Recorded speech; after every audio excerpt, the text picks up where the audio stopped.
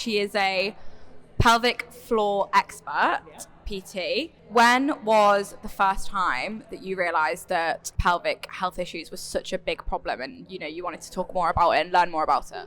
Okay, so do you know what that exact moment was? When I was thinking about having my first child, and I remember reading an article. I was already a personal trainer at that time, and I'd studied pre and postnatal, but just sort of like the basic qualification. And I remember reading an article that said only 5% or 5.5% of fitness industry professionals are qualified in pre and postnatal. And that was like a light bulb moment, because I thought, how are only 5% qualified in pre and postnatal when for so many women they will at some point be pre or postnatal? That was when I decided that I wanted to specialize in this field. I did, a few more qualifications, and that's kind of when I realized how desperately we need this type of information. One thing that you think every woman should know about their pelvic floor? Do you know what? The one thing that women need to know about their pelvic floor is that so often it's not necessarily just the pelvic floor you need to work on. It can be other things. For example, your posture and the way that you sit or the way that you stand can really affect your pelvic floor health. So if you're doing all your pelvic floor exercises but you're still not seeing the results, then I would suggest maybe looking in other areas along the body that might be also impacting your pelvic floor. We always say that the core is so important, and nobody realizes how much it's linked to your pelvic floor, your core, and having a weak core, how much that damages your pelvic floor. We're here at an event for Tenor and MUTU today. Mm-hmm. Tenor being, the incontinence pad brand that's household name everybody knows.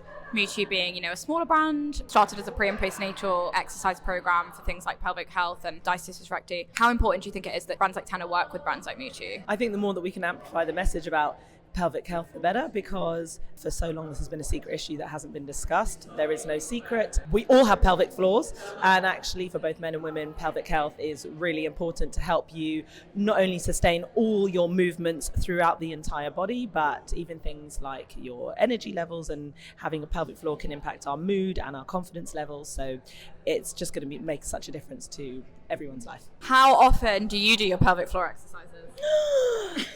Every day.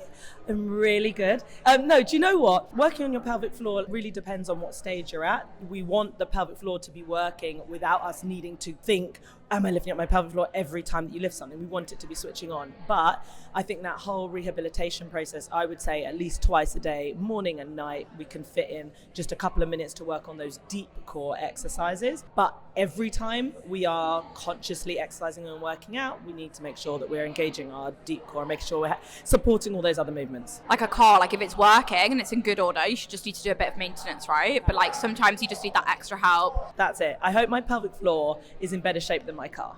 That's what I'm Thank you very much for talking to me today. Thank you.